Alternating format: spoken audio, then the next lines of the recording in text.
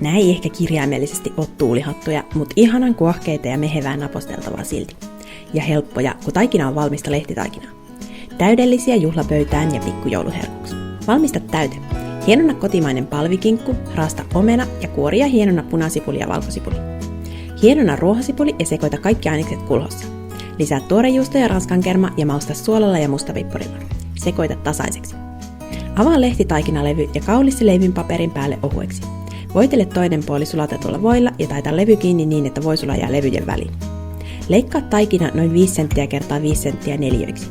Siirrä neliöt 2 leivinpaperilla peitettylle pellille, voitele kananmunalla ja ripottele päälle seesamisiemeniä.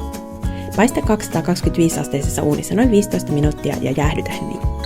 Halkaise tuulihatut varovasti käsin, lusikoi pohjalle täytettä ja paina kansi kevyesti kiinni.